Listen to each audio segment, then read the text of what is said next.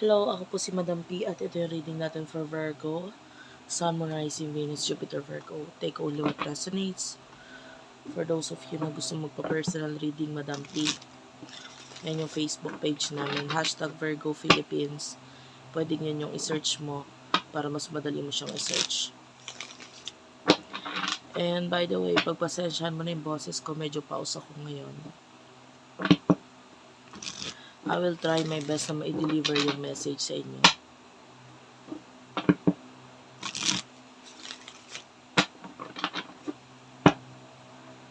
Let's start. What do we have here for the sign of Virgo?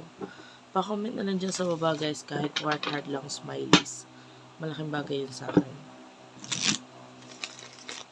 For Virgo, Sun, Moon, Rising, Venus, Jupiter, Virgo.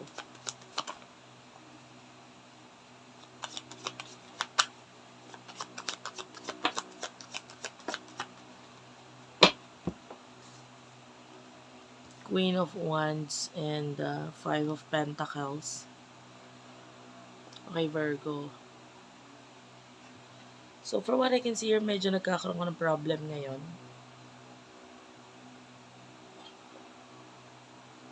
Yung iba sa inyo, financial problem. The Fool, hinaharap mo itong problem na ito na parang hindi ka masyadong nagpapa-apekto or may problema ka pero positive pa rin yung vibes mo with the Fool. Positive thinking pa rin. Kumbaga parang hindi ka nag-aalala kasi money will come. Yung iba sa inyo may mga manifestation na ginagawa. 'Di ba? Meron yan yung mga words of affirmations like money come to me easily. Money come to me fast. Money comes to me abundantly. Money comes and it lasts. So, yun yung madalas na ginagamit na affirmations when calling or manifesting money.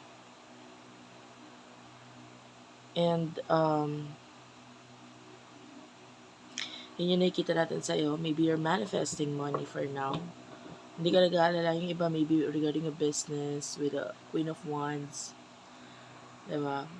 Or career. Yung iba, pwede nawala ng trabaho, pero okay lang. Looking forward na, hindi, magkakaroon ako ng mas better para sa akin. Actually, maganda yun, yung mindset mo. And there are people in your life na umalis, pero hindi ka para magtawag or ipilit ang sarili mo sa kanila or magmakaawa kasi umalis sila sa buhay mo. Like, hindi ka na para gumanon. So, pagdating sa love, si person na kakonect mo, sino to?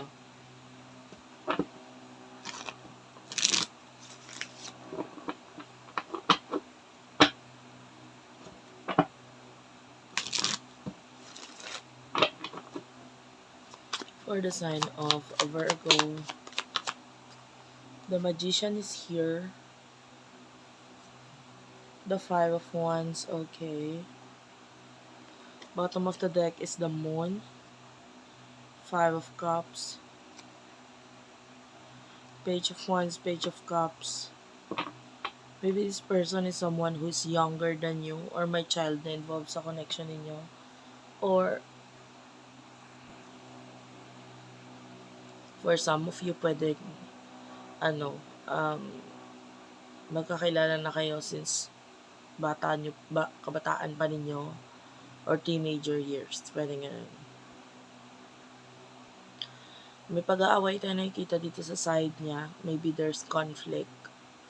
There's challenges. And maybe ito na rin yung naging rason para ikaw umiwas, lumayo, magparaya. The Magician, I'm seeing this as your energy. You are... ito yung energy ng person mo. You are someone na who is maybe in the back in the days nung may connection pa kayo, na-entertain ka niya. Diba? Whenever you feel lonely, sad, or feeling hopeless. Yung connection ninyo parang feeling mo ang laki ng ano niya,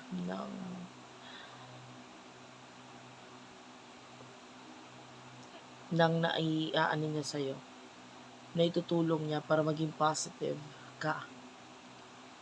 But what I see now is that nagagawa mo maging positibo kahit wala siya kahit wala na siya. Kasi parang hindi mo para ibaba yung level mo sa kanya or hindi mo para makakonect siya tapos, you know, hindi ka na para kumonect sa kanya and then ikaw yung magmamakaawa or what. This person is guilty. Guilty siya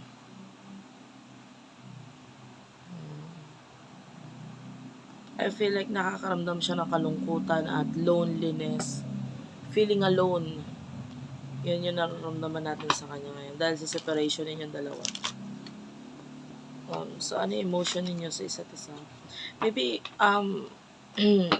noon, kasi, pwedeng merong partnership sa inyo na although may challenges sa connection.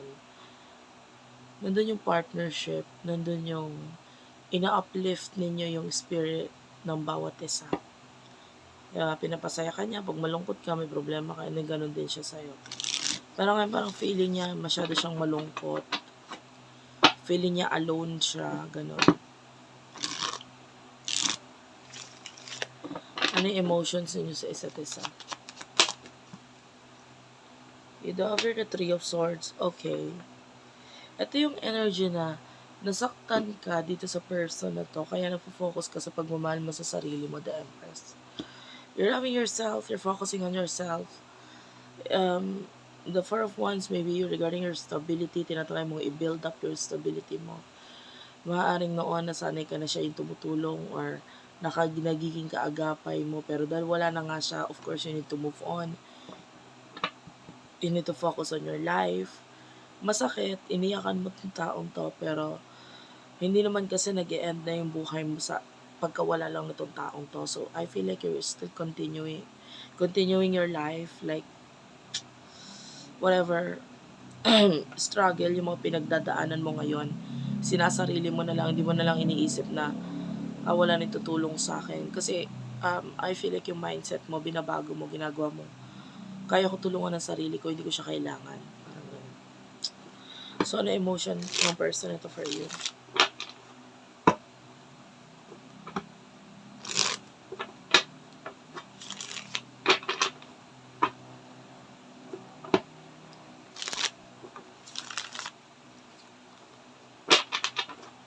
For the sign of Virgo.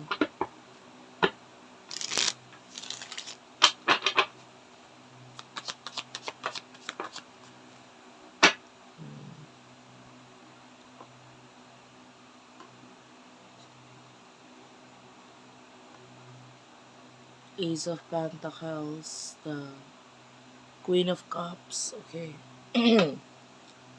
Emotion niya for you, I feel like, gusto niya ng reconciliation. Two of Cups and the Three of Cups. Gusto niya ng relationship, partnership sa inyo. Pero I feel like kailangan niya mag-take ng risk dito. Kailangan niya tumalon. Kailangan niya tanggalin yung takot niya or what.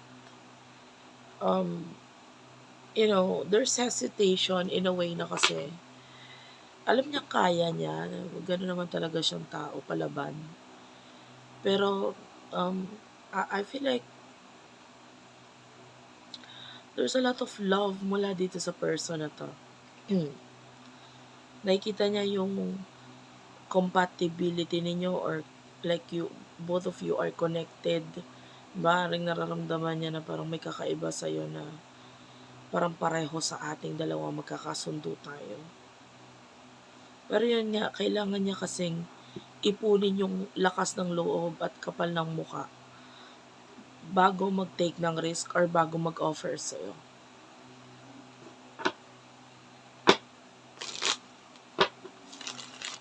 in the near future for you, Virgo. There's two cards here, F3 actually. Pero hindi ko kasi basta papakita. Wait lang.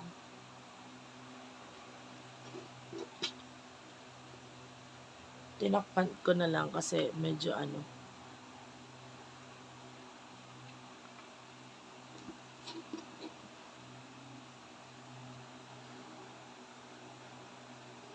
Tinakpan ko na lang tong cards, guys, kasi medyo bawal kasi ipakita yung images na ganito. Okay. The World, the Star, and the Ten of Cups. In the near future for your person, there's the Judgment. The Two of Wands. I want to get another card for your person. Page of Swords. The Four of Swords. Okay. Bottom of the deck. Actually, sa part na ito, I can see you being happy in the near future. May mga na-achieve or nakukuha kang goals or success. The world, the more you open yourself sa universe. Kasi, I feel like all of your life, tinatry mong kontrolin yung buhay mo. But the moment na ikaw ay hinayaan mo na lang na yung universe na kung anong dumating sa'yo, yun ang dadating. Kung anong mangyari sa'yo, yun ang mangyayari. Hindi mo na kinokontrol yung buhay mo. The moment that you have learned all your lessons, magkakaroon na ng clear na path regarding dito sa person na to. Pwede magkaroon siya ng clarity. And with the Page of Swords, I feel like nandun yung gagawin niya yung mga dapat niyang gawin, na alam niya dapat niyang gawin. Actually, ito yung kinakatakutan niya. Kasi there's part of this person na alam niyang kaya naman niya. Pero, I feel like nandun yung, alam niya sa sarili niyang may mga magsasuffer or mahihirapan pag ginawa niya itong mga bagay na to. But with the Judgment, nakakita tayo dito ng awakening dito sa person na to, na magiging dahilan kung bakit, sabi ko nga, pwedeng mag-action itong person ito towards you. Okay? Gusto kong alamin ko ano yung action niya in the near future towards you, papunta sa'yo. Ano yung action niya sa'yo in the near future. May plano na tayo nakikita dito eh. You offer the Ace of Cups and the Temperance. Yeah, I can see an offer of love, temperance, whatever you're waiting in the past. Kung ano man yung mga hinihintay mo na gawin niya, gagawin niya to. Pero kailangan nga lang kasi niyang mag-ipon sa ngayon ng kapal ng mukha na lakas ng loob para gawin or humarap sa'yo. So that's it for now. Thank you for watching. I love you all. And bye-bye.